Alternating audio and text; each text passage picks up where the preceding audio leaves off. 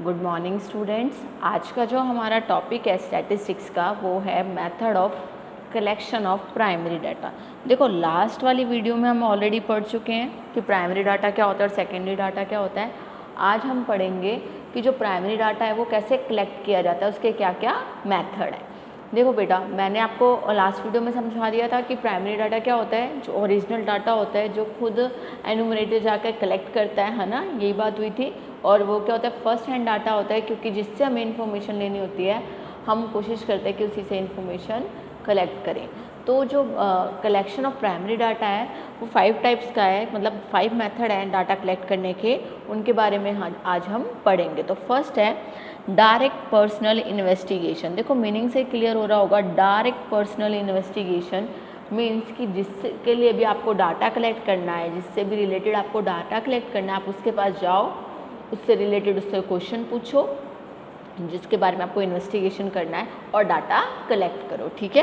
फिर आ जाता है इनडायरेक्ट ओरल इन्वेस्टिगेशन। इनडायरेक्ट में क्या होता है कि अगर मान के चलो कि आपको जिस पर्सन के बारे में इंफॉर्मेशन कलेक्ट करनी थी और वो पर्सन अवेलेबल नहीं है, तो आप उसके क्लोज रिलेटिव से इंफॉर्मेशन कलेक्ट करते हो। ठीक है। Through local correspondence. देखो लोकल कॉरेस्पॉन्डेंट्स कौन होते हैं, आसपास रहने वाले लोग। ठीक है। तो कभी कभी क्या होता है कि जब हम डाटा कलेक्ट करने की कोशिश करते हैं तो वो क्या होता है कि हमारे पास वो पर्सन जिसका हम इंफॉर्मेशन कलेक्ट करना चाहते हैं या वो चीज़ जिसके बारे में हम इन्वेस्टिगेट करना चाहते हैं वो डायरेक्ट कुछ नहीं बता सकते, तो हम जो आसपास रहने वाले लोग हैं उनसे इंफॉर्मेशन कलेक्ट करने की कोशिश करते हैं। फिर आता है मेल्ड क्वेश्चनेयर। मेल्ड क्वेश्चनेयर में क्या होता है, देखो मेल मतलब आपको पता ही है कि इलेक्ट्रॉनिक की बात हो रही है यहाँ पर, ईमेल वगैरह की, कि आप क्या कर देते हो, क्वेश्चनेयर को, जो क्वेश्चंस आपने तैयार किए हैं उसको आप मेल कर देते हो। फिर उससे आप एक्सपेक्ट करते हो कि जो लोग हैं वो आपको वो क्वेश्चनेयर फिल करके वापस सेंड करेंगे। इनके बारे में हम डिटेल में पढ़ेंगे आज, पर मैं थोड़ा थोड़ा आपको इनके बारे में बता रही हूँ। फिर आता है स्केड्यूल सेंड थ्रू एन्यूमरेटर। इसमें क्या होता है कि जो इन्वेस्टिगेटर होता है, एक एन्यूमरेटर होता है जो हेल्प करता है इन्वेस्टिगेटर की डाटा कलेक्ट करने में। ठीक है। तो वो क्या कहता है, एन्यूमरेटर को भेज देता है स्केड्यूल और क्वेश्चनेयर लेके, और जो एन्यूमरेटर होता है वो इन्फॉर्मेशन कलेक्ट करता है। कैसे कलेक्ट करता है और कहाँ से कलेक्ट करता है इसके बारे में हम आगे पढ़ेंगे। ठीक है। तो अब हम फर्स्ट मेथड की बात कर लेते हैं। फर्स्ट मेथड है हमारा डायरेक्ट पर्सनल इन्वेस्टिगेशन। बेटा देखो वर्ड समझने की कोशिश करो। डायरेक्ट में आपको पता ही है ना क्या होता है डायरेक्ट, कि आप सीधा जाके जब इन्फॉर्मेशन कलेक्ट करते हो। पर्सनल मतलब जिससे आपको इन्फॉर्मेशन कलेक्ट करनी है उसी पर्सन के पास गए आप पर्सनल इन्वेस्टिगेशन करने के लिए। देखो in this method the investigator himself visit the person. देखो खुद गया है किसके पास, उस पर्सन के पास। Those are sources of data, जिससे हमें इंफॉर्मेशन कलेक्ट करनी है, एंड कलेक्ट नेसेसरी इंफॉर्मेशन, और इन्फॉर्मेशन कलेक्ट करते हैं थ्रू इंटरव्यू और थ्रू ऑब्जर्वेशन ऑफ डाटा। दोनों का मतलब बताती हूँ। थ्रू इंटरव्यू मेथड में क्या होता है कि मान के चलो कि आपने क्या किया, आपको ना सर्वे करना है। ठीक है। आप इन्फॉर्मेशन कलेक्ट करना चाहते हो किसी भी एरिया में, कि आप देखना चाहते हो कुल कितने लोग हैं वहाँ पे रहते हो, तो आप सर्वे कर रहे हो।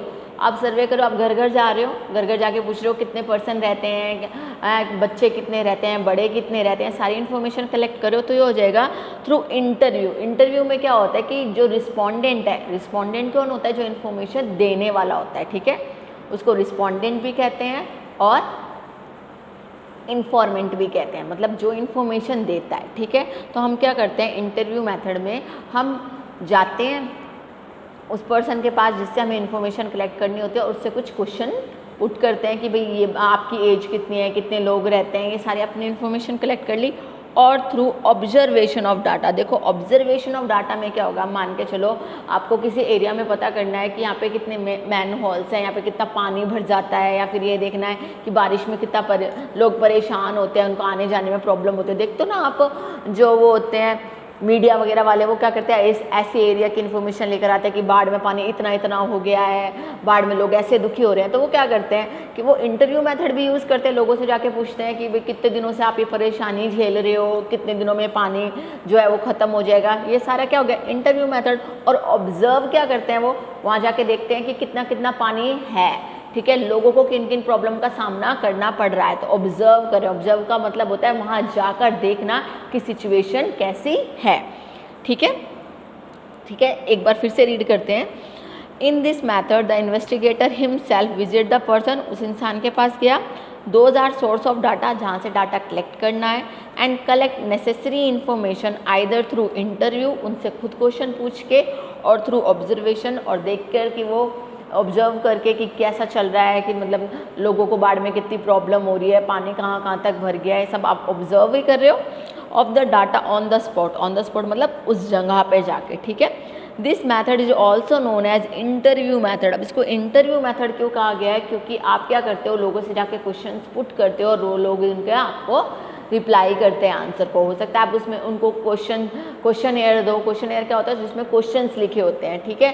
पूछा जाता है नेम क्या है, एज क्या है, कितने सालों से यहाँ रह रहे हो, मतलब जो भी आपको इन्फॉर्मेशन कलेक्ट करनी है उससे रिलेटेड क्वेश्चन आप एक पेपर पे तैयार कर लेते हो, और उस पेपर को हम क्या कहते हैं, क्वेश्चन एयर। तो क्वेश्चन एयर क्या होता है, क्वेश्चन एयर जो है वो आपके जो क्वेश्चंस आप पुट करने वाले हो इन्फॉर्मेंट से, उनके बारे में लिखा होता है कि भाई ये क्वेश्चन आपको पुट करने हैं, ठीक है। सारे क्वेश्चन एक साथ, वो बन गया हमारा क्वेश्चन एयर, ठीक है, क्वेश्चन एयर।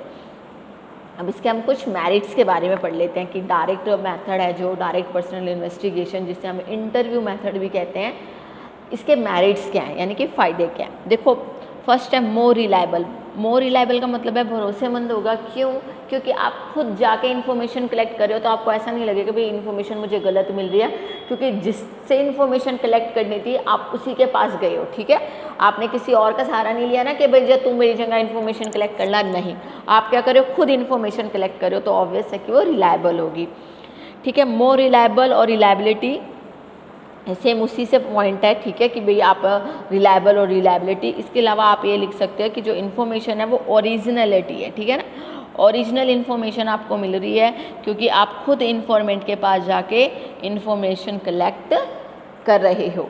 फिर आता है मोर रिस्पॉन्स। देखो, मोर रिस्पॉन्स का मतलब क्या होता है कि अगर आप किसी पर्सन पे जाके, किसी पर्सन के पास जाके क्वेश्चन पूछोगे तो ऑब्वियस है वो रिप्लाई करेगा ही करेगा, है ना। क्वेश्चन का आंसर आपको देगा। आप किसी से जाके पूछ रहे हो कि भाई आप सर्वे से आए और आप क्वेश्चन पुट कर रहे हो कि भाई आपकी क्या एज है, क्या आपने जो मान के चलो कि आप फ्लड से रिलेटेड इन्फॉर्मेशन कलेक्ट कर रहे हो, तो हर साल में कितनी बार फ्लड आती है, किन किन प्रॉब्लम का सामना करना पड़ता है, तो वो आपको रिप्लाई करेंगे। तो चांसेस होते हैं कि जो रिस्पॉन्स है वो ज़्यादा से ज़्यादा आएगा, ठीक है। अब हम इसके कुछ डीमेरिट्स पढ़ लेते हैं, क्या क्या नुकसान है। पहला है मच एक्सपेंसिव। देखो, एक के पास जाके इन्फॉर्मेशन कलेक्ट करोगे तो टाइम ज़्यादा लगेगा, कॉस्ट ज़्यादा लगेगा। कॉस्ट लगेगा ना, आप हर जगह जाके इन्फॉर्मेशन कलेक्ट करोगे तो ऑब्वियस है कि आपका कॉस्ट बढ़ेगा। जैसे फेयर कॉस्ट हो गया, जहाँ आप जा रहे हो वहाँ पे इन्फॉर्मेशन कलेक्ट कर रहे हो, आपके खुद के रिसोर्सेज लग रहे हैं। मान के चलो आप बाई कार जा रहे हो, बाई स्कूटर जा रहे हो, या बाई बाइक जा रहे हो, तो पेट्रोल वगैरह, तो क्या हो रहा है, आपका खर्चा हो रहा है, ठीक है। Need large number of enumerators. आपको लार्ज नंबर ऑफ एनुमरेटर चाहिए क्योंकि आपको पूरे एक एरिया की इन्फॉर्मेशन कलेक्ट करनी है। अगर एक person, single person information collect करेगा तो महीने लग जाएंगे, है ना। तो अब एरिया कलेक्ट, अगर एरिया बहुत वाइड है तो आप क्या करोगे, आपको लार्ज नंबर ऑफ एनुमरेटर्स वहाँ पर भेजने पड़ेंगे ताकि ज़्यादा से ज़्यादा इन्फॉर्मेशन कम से कम समय में कलेक्ट की जा सके।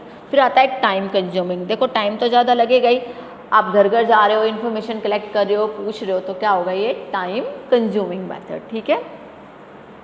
अब देखो, सेकंड मेथड कौन सा है हमारा, इनडायरेक्ट ओरल और पर्सनल इन्वेस्टिगेशन। देखो, इनडायरेक्ट ओरल का मतलब क्या है। देखो, डायरेक्ट में क्या था, आप जाके खुद उस पर्सन से इन्फॉर्मेशन कलेक्ट कर रहे थे जिससे आपको इन्फॉर्मेशन चाहिए, ठीक है। अब इनडायरेक्ट और ओरल और पर्सनल इन्वेस्टिगेशन में क्या होता है कि मान कर चलो वो पर्सन अवेलेबल ही नहीं है जिसके बारे में आपको इन्फॉर्मेशन कलेक्ट करनी है, वो पर्सन ही अवेलेबल नहीं है, तो आप क्या करोगे, उससे क्लोज रिलेटिव से, उसके क्लोज फ्रेंड से इन्फॉर्मेशन कलेक्ट करने की कोशिश करोगे। फॉर एग्जांपल, अगर हम नॉर्मली बात करके चलें तो अगर कोई मर्डर केस है या कोई सुसाइड केस है, ठीक है, किसी पर्सन ने सुसाइड कर लिया, मर्डर कर लिया, तो अब वो पर्सन अवेलेबल है नहीं है, तो अब क्या करोगे, उसके क्लोज रिलेटिव से इन्फॉर्मेशन कलेक्ट करने की कोशिश करोगे कि भाई डिप्रेशन में तो नहीं था, ऐसा तो नहीं है कि मतलब जो सुसाइड किया वो किसी के प्रेशर में आकर किया है, या फिर आप क्या करोगे, उनसे बहुत डीपली क्वेश्चन पुट करोगे और वो उनका रिप्लाई करेंगे, क्योंकि क्लोज रिलेटिव है तो वो उनको माना जाता है कि जो क्लोज पर्सन होते हैं वो उनके बारे में ज़्यादा जानते हैं। तो ये इन्फॉर्मेशन कब कलेक्ट की जाती है, जब जिस पर्सन के बारे में हमें, जिस रिसोर्स के बारे में हमें इन्फॉर्मेशन कलेक्ट करनी है और वो अवेलेबल नहीं है, तो क्या करोगे, ऑब्वियस है जो क्लोज रिलेटेड है उनसे इन्फॉर्मेशन कलेक्ट करोगे। तो देखो, this method is adopted when the original person are not found to provide the required information, जब हमें जिसके बारे में इन्फॉर्मेशन चाहिए और वो पर्सन ही अवेलेबल नहीं है तब हम ये मेथड यूज़ करते हैं। Here the investigator collects the data from persons who are known to close to the original person. देखो अभी मैंने बताया किससे इन्फॉर्मेशन कलेक्ट करेंगे, जो उस पर्सन उसके क्लोज होंगे। अब इसके मेरिट्स क्या हैं? फर्स्ट है कवर वाइड एरिया। देखो वाइड एरिया कैसे कवर कर रहा है, क्योंकि आप मान के चल रहे हैं कि कोई पर्सन अवेलेबल ही नहीं है, तो आप क्या कर रहे हो, उससे रिलेटेड क्वेश्चन पुट कर रहे हो उसके रिलेटिव से, तो आपको ज़्यादा से ज़्यादा इन्फॉर्मेशन मिल पाएगी। ठीक है।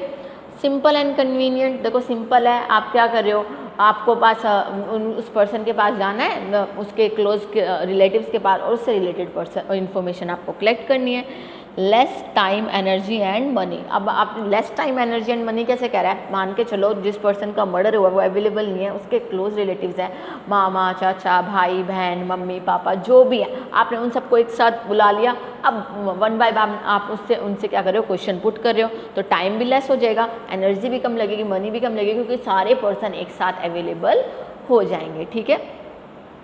अब इसके डीमेरिट्स देखो।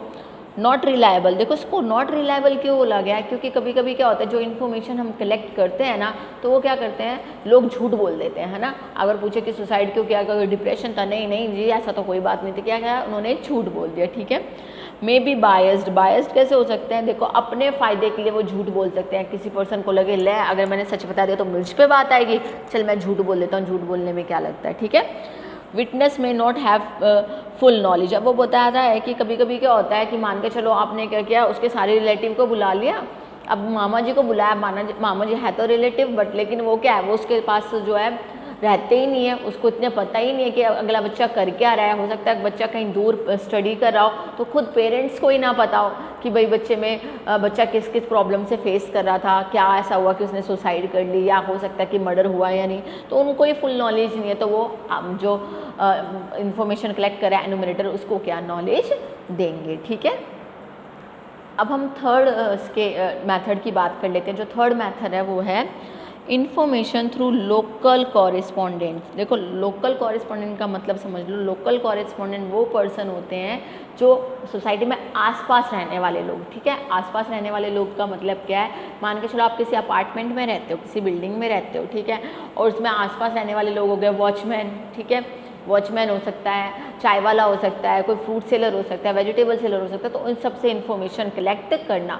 ये मोस्टली क्या होता है, देखो अगर आपने CID वगैरह देखा हो या फिर आप क्राइम पेट्रोल वगैरह देखते हो, तो ये मोस्टली जो होते हैं ना गवर्नमेंट एम्प्लॉयज़ जो इन्वेस्टिगेशन करते हैं, ये सब लोकल कॉरेस्पॉन्डेंट का यूज़ करते हैं। जैसे मान के चल रहे हैं कि कहीं पर क्या हुआ है कि ना किसी फैक्ट्री में आग लग गई है, ठीक है, और इन्वेस्टिगेशन के लिए बुलाया गया है ऑफिसर्स को, तो वो ये पता करने की कोशिश करते हैं कि आग भाई खुद ही लगी है या फिर किसी ने लगाई है। ठीक है। तो वो आसपास के लोगों से इन्फॉर्मेशन कलेक्ट करते हैं कि कोई इस टाइम पर आया था क्या, कोई रात के समय आपने किसी को देखा, या फिर कोई ऐसा व्यक्ति था जो मतलब आपको अननोन लग रहा था। ये सारी इन्फॉर्मेशन किससे कलेक्ट कर सकते हैं, वो चाय वाले से कलेक्ट कर सकते हैं, क्योंकि चाय वाला आते जाते लोगों को देखता है और वहाँ पर आते हैं, कहते हैं ना कॉर्नर की शॉप पर से इन्फॉर्मेशन कलेक्ट कर लेते हैं। फ्रूट सेलर क्योंकि वो राउंड लगाते रहते हैं, वेजिटेबल सेलर हो गए, ठीक है, सिक्योरिटी गार्ड हो गया, वो तो वहीं पे अवेलेबल होता है 24 घंटे, तो उससे तो इन्फॉर्मेशन पूछ ही सकते हैं कि भाई आपने कोई ऐसा पर्सन देखा है क्या जो आपको लग रहा हो कि अननोन है या अनफेमिलियर है। तो ये क्या करते हैं, जो जितने भी ऑफिसर्स वगैरह होते हैं ना, मोस्टली जो गवर्नमेंट एम्प्लॉयज़ वगैरह होते हैं, इन्वेस्टिगेट करते हैं, वो इस मेथड का यूज़ करते हैं। तो in this method investigator does not work but appoints agent और एन्यूमरेटर। खुद नहीं जाता, मैंने बताया ना, जैसे CID में क्या होता है, वो इंसान CID का जो चीफ है वो थोड़ी जाएगा इन्फॉर्मेशन कलेक्ट करेगा, या फिर वो ऑफिसर वो क्या करते हैं, अपने नीचे एन्यूमरेटर्स जो इन्फॉर्मेशन कलेक्ट करते हैं, जैसे खबरी वगैरह सुना है ना, वो उनको भेज के इन्फॉर्मेशन कलेक्ट करवाते हैं, अपने नीचे क्या रखते हैं, एन्यूमरेटर। और एन्यूमरेटर मैंने बताया था कौन होते हैं एन्यूमरेटर्स, वो होते हैं जो इन्वेस्टिगेटर की मदद करते हैं इन्फॉर्मेशन कलेक्ट करने में। ठीक है। तो in this method investigator does not work but appoints agent और enumerators different parts of area. ठीक है। तो किसी को टी सेलर के पास भेज दिया, चाय वाले के पास, ठीक है, फ्रूट सेलर के पास भेज दिया, किसी को वॉचमैन के पास भेज दिया कि भाई इन्फॉर्मेशन कलेक्ट करो। This method is adopted by mostly government जो एजेंसीज होती है, वो ये ऐसी इन्फॉर्मेशन कलेक्ट करती हैं। ठीक है। अब इसके कुछ मेरिट्स पढ़ लेते हैं। फर्स्ट मेरिट है इसका चीप और इकोनॉमिकल। देखो चीप और इकोनॉमिकल कैसा है, क्योंकि आपको क्या करना है, आसपास के एरिया वालों से क्वेश्चन कलेक्ट करने हैं, है ना। आसपास में जैसे जो मेन है, फ्रूट सेलर, टी अभी बताया मैंने, चाय वाला हो गया, दूध वाला हो गया, जो भी मतलब आसपास जो लोग कॉन्टैक्ट में आते हैं उनसे ही इन्फॉर्मेशन कलेक्ट करनी होती है। तो हो सकता है आप सारों को एक साथ बुलाएं और उनसे 1 बाय 1 क्वेश्चन पुट कर लें। तो चीप और इकोनॉमिकल हो गया, ठीक है। लेस टाइम एंड लेबर, अब आपको मतलब एक पर्सन को जाकर एक पर्सन को इन्वेस्टिगेट करने की नीड नहीं है, आपने सारे पर्सन को एक साथ बुलाया और उनसे क्या कर लिए, क्वेश्चंस पूछ लिए। Suitable where area of inquiry is wide, वहाँ पे सूटेबल है जहाँ पे वाइड एरिया है, ठीक है, जहाँ पे हमें ज़्यादा इन्फॉर्मेशन कलेक्ट करनी है बट लिमिटेड समय में। तो आप क्या करोगे कि आपने बहुत सारे पर्सन्स को बुला लिया एक साथ और उनसे 1 बाय 1 आप क्या करें, क्वेश्चन पुट करो। जैसे कि मान के चल रहे, मैंने बताया कि कहीं पे आग लग गई है किसी फैक्ट्री में, तो उससे रिलेटेड जितने भी लोग हैं मतलब पूरे एरिया में, और जो आपको मेन लगता है कि भाई हाँ इसको नॉलेज हो सकती है, आप उन मेन पर्सन्स को बुला लेते हो और उनसे इंक्वायरी करते हैं। देन आता है डीमेरिट्स। अब देखो डीमेरिट्स में क्या होता है, नॉट रिलायबल डाटा। देखो जो इन्फॉर्मेशन दे रहा है हो सकता है वो झूठ भी बोल दे, है ना, जरूरी नहीं है ना कि वो सच ही बोल रहा हो हमेशा। कोई क्या होता है वो इंटरेस्ट ही नहीं दिखाता। अब कोई मान के चलो आपसे इन्फॉर्मेशन पूछ रहा है, भाई आपने इधर किसी इंसान को देखा, ये देखा, तो सामने वाला इंटरेस्ट नहीं दिखा रहा, चल छोड़ मैं क्यों इंटरेस्ट दिखाऊं, मुझे क्या लेना, मेरा टाइम वेस्ट हो रहा है, ठीक है। डाटा इज़ नॉट ओरिजिनल, क्योंकि जिससे इन्फॉर्मेशन कलेक्ट करनी है वो चीज़ तो अवेलेबल है ही नहीं, तो हो सकता है डाटा जो है वो ओरिजिनल हो ही ना, क्योंकि जो इन्फॉर्मेशन हम कलेक्ट कर रहे हैं वो गलत भी हो सकती है, ठीक है। पर्सनल व्यूज़, देखो पर्सनल व्यूज़ का क्या मतलब है कि हर इंसान का अपना एक पर्सनल व्यू होता है। अब मान के चलो कोई इंसान है, ठीक है, उसको वॉचमैन ने देखा, वॉचमैन को वो इंसान नॉर्मल लगा कि नहीं भाई इसमें तो ऐसा मुझे कुछ नहीं लगा कि भाई ये कुछ ऐसा कुछ गलत कर सकता है, बट किसी फ्रूट सेलर ने देखा, उसको लगा नहीं ये इंसान तो गलत हो सकता है, ये ऐसे देख रहा था, ये ऐसे कर रहा था, ये कर रहा था। तो उनके क्या है, पर्सनल व्यू है हर चीज़ को लेकर। अगर बोला गया आग लगने के बाद तो कोई रिस्पॉन्स ऐसे दे सकता है कि भाई लग गई होगी आग, भाई केमिकल फैक्ट्रीज थी, या कुछ भी बोल सकते हैं, कोई केमिकल फैल गया होगा। कोई बोल सकता है नहीं इसकी जो है दुश्मनी है, वो किसी राइवल ने ऐसा कर दिया होगा। तो उन सबके क्या है, पर्सनल व्यू है, ठीक है। जो इन्फॉर्मेशन हमें जिससे हम इन्फॉर्मेशन कलेक्ट कर रहे हैं उन सबके क्या है, अलग अलग पर्सनल व्यूज़ हैं। तो जो हम डाटा कलेक्ट करेंगे तो ऑब्वियस वो रिलायबल हो ही नहीं सकता, क्योंकि सब अपने अपने व्यूज़ सामने वाले को प्रेजेंट करेंगे। फोर्थ मेथड देखो, क्वेश्चनेयर थ्रू मेल। देखो ये आजकल बहुत चलता है क्वेश्चनेयर थ्रू मेल, क्योंकि आजकल हम सब जानते हैं हम इंटरनेट का यूज़ करते हैं, है ना, इंटरनेट का यूज़ करते हैं। उसके जरिए क्या होता है, सब इन्फॉर्मेशन जो हमें चाहिए, किसी से इन्फॉर्मेशन कलेक्ट करनी है या किसी को इन्फॉर्मेशन देनी है, तो हम इन सब में आजकल क्या होता है हम वाइडली क्या यूज़ करें सब जगह, इंटरनेट कनेक्शन जो हम लेते हैं और इंटरनेट का यूज़ करते हैं। तो इसीलिए जो आजकल मेथड जो ट्रेंड में है वो क्या है, क्वेश्चनेयर थ्रू मेल।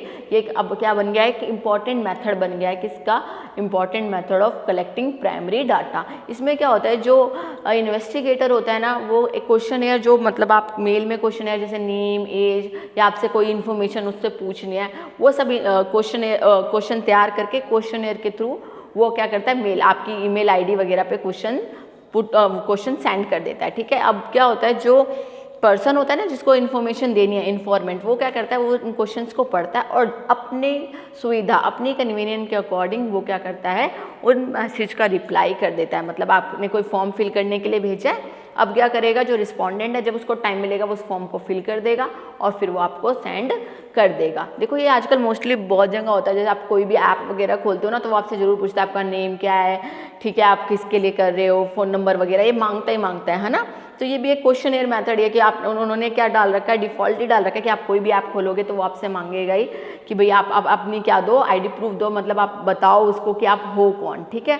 तो ये क्वेश्चंस पूछते हैं। जैसे देखो कोविड-19 स्टार्ट हुआ था तो आरोग्य सेतु हमने सबने ऐप डाउनलोड की थी ना, उसमें कितने सारे क्वेश्चन आए हुए हैं कि आप कहाँ रहते हो, आपके आसपास कितने लोग हैं जो कोविड-19 के मतलब कोविड-19 से इफेक्टेड हैं, ये पूछता है कि आपको कब खांसी हुई थी, कब जुकाम होता है, सारे क्वेश्चन हैं। और उसमें एक ऑप्शन भी होता है स्किप कर देंगे तो आगे नेक्स्ट क्वेश्चन आ जाएगा, ठीक है। फिर अगर हम वो कर देते हैं तो फिर जब बाद में हम उस क्वेश्चन को आगे करके हम ऐप स्टार्ट कर लेते हैं, उसके बाद वो फिर हमें रिमाइंड करवाता है कि इन क्वेश्चंस का आपने आंसर नहीं दिया है ना। तो क्वेश्चनेयर थ्रू मेल में क्या होता है, जो इन्वेस्टिगेटर होता है वो क्वेश्चन सेंड कर देता है आपके मेल पे या फिर कोई भी आप जो ऐप यूज़ कर रहे हो उस पर, और जो रिस्पोंडेंट होता है वो अपनी कन्वीनियंट के अकॉर्डिंग उसका रिप्लाई कर देता है, ठीक है, वो फॉर्म फिल करता है और भेज देता है। बट मोस्टली ऐसा क्या होता है कि जो इन्फॉर्मेंट होता है ना वो कभी कभी इस पर ध्यान नहीं देता, क्योंकि उसे लगता है कि ये इनवैलिड सी बात, वो सॉरी ये जो है ना जो आप क्वेश्चन वगैरह पूछ रहे हो वो रिलेटेड ही नहीं है उससे, तो वो क्या करता है उसको इग्नोर कर देता है, ठीक है। तो चांसेस ये भी होता है कि हो सकता है कि आपके पास उसका रिप्लाई वापस ना आए, ठीक है। तो अब पढ़ते हैं इसमें क्या लिखा है। In this method a list of question is prepare relating to the problem under investigation. देखो जो भी आपको जिससे भी रिलेटेड क्वेश्चन पूछना है, जैसे अभी मैंने बताया आपको कोविड-19 से रिलेटेड आपको खांसी जुकाम कब हुआ, आप कब उसमें लिखा था कि कब से आप वो है जो बीमार फील कर रहे हैं, सारे क्वेश्चन उसमें पूछे जाते हैं। तो आप क्या उसमें क्या कर रहे हैं, आपने क्वेश्चन प्रिपेयर कर लिए हैं रिलेटिंग टू द प्रॉब्लम, जो प्रॉब्लम है, जैसे कि मान के चल रहे हैं ना हम कि कोरोना वायरस से रिलेटेड अपने क्वेश्चन पुट कर लिए हैं। फिर उसके बाद is printed and send to informant, आपने क्या किया उसको इन्फॉर्मेंट को सेंड कर दिए, ठीक है। थ्रू पोस्ट से भी कर सकते हैं। अब देखो मैं इसमें तो पोस्ट की बात दी हुई है कि आपने पोस्ट ऑफिस पर उसमें पोस्ट कर दिए, बट अब मेन आजकल क्या यूज़ हो रहा है, ईमेल मेथड यूज़ हो रहा है, तो मैंने आपको डायरेक्ट ईमेल से बताया, ठीक है। It is requested that it may be return to the investigator properly filled up, और रिक्वेस्ट की जाती है कि आप ये पूरे क्वेश्चन फिल करके आप वापस इसको किसको भेज दें, जो आपका इन्वेस्टिगेटर इन्फॉर्मेशन कलेक्ट कर रहा है उसको। देखो ये जो पोस्ट वाली बात इधर लिखी है ये पुराने टाइम में यूज़ होती थी, ठीक है। पोस्ट वाली मेथड की भाई पहले जो है इन्वेस्टिगेटर वो सारे क्वेश्चंस पोस्ट करेगा, फिर वो जो इन्फॉर्मेंट है वो फिल करके फॉर्म वापस पोस्ट करेगा। नहीं, आजकल क्या होता है ईमेल का ज़माना है, सब क्या करते हैं मेल मेथड यूज़ करते हैं। इसमें पोस्ट को हटा के मैंने आपको क्या वर्ड बता दिया कि ईमेल के थ्रू आपने ईमेल में उसमें मैसेज भेजे, ऐप में मैसेज भेजे और वो क्या किया आपने फिल किया फॉर्म और वापस उसको सेंड कर दिया, ठीक है। ज़्यादातर मेल में ऐसा होता है ना, आपसे क्वेश्चन पूछे जाते हैं, फिर क्वेश्चन के आप आंसर फिल कर देते हो, भर देते हो। पर अगर ऐसे नॉर्मली बात बताएं तो आजकल ऑनलाइन बहुत सारे ऑनलाइन एग्जाम्स वगैरह होते हैं। उसमें क्या होता है ऑनलाइन एग्जाम में जब आप फॉर्म फिल करते हो ना, तो सबसे पहले अगर आप बैंकिंग का पेपर दोगे, किसी का भी दोगे ना, तो उसमें क्वेश्चन पूछा आएगा, आपका नेम बताओ, डेट ऑफ बर्थ बताओ, ठीक है, आप कौन सा पेपर दे रहे हो ये बताओ, फिर आप ये सारी इन्फॉर्मेशन फिल करते हो, ठीक है। फिर नेक्स्ट पेज खुलता है किसका, जिसमें आप क्या करते हो क्वेश्चंस देख के उनका रिप्लाई करते हो, आंसर भरते हो, ठीक है। तो जो फर्स्ट पेज खुल रहा है ना नेम वगैरह पूछने का, ये भी क्या है जो है क्वेश्चनेयर थ्रू मेल है कि आप पहले उसमें अपनी इन्फॉर्मेशन डालोगे, उसके बाद नेक्स्ट पेज खुलेगा, ठीक है। तो अब मैंने आपको जो मेथड बताया ये पोस्ट वाले मेथड से नहीं बता रही हूँ, किस मेथड बता रही हूँ जो आज करेंटली चल रहा है, ठीक है। इसके मेरिट देखो क्या होते हैं, डाटा कलेक्टेड इज ओरिजिनल, जो डाटा आपने कलेक्ट किया है वो ओरिजिनल है, क्योंकि आपने जो भर के जो फॉर्म दे रहा है वो कौन दे रहा है, वही रिस्पोंडेंट दे रहा है। पर पहले क्या हो रहा था, मुझे उसके पास जाना पड़ रहा था, अब ना वो मेरे पास आ रहा है ना मैं उसके पास जा रही हूँ, वो मेल के थ्रू उसका रिप्लाई कर रहा है। Economy of time and money, देखो टाइम ऑफ मनी दोनों की है, क्योंकि आपने एक मेल किया, एक प्रिंट आउट निकाला और वही सारी जगह क्या कर दिया आपने सेंड कर दिया, तो टाइम और मनी दोनों बच गए। यूज़ वेयर वाइड एरिया, देखो वहाँ पे यूज़ होता है जहाँ पर वाइड एरिया होता है, ठीक है। अगर आपको मान के चल रहा है किसी सिटी में सारे लोगों के पास क्वेश्चन भेजना है, जैसे आप कंट्री की बात करें, एक कंट्री के लोगों को आपको सेम मैसेज भेजना है, तो आप क्या करोगे एक प्रिंट आउट निकालोगे और वही सारी जगह सेंड कर दोगे।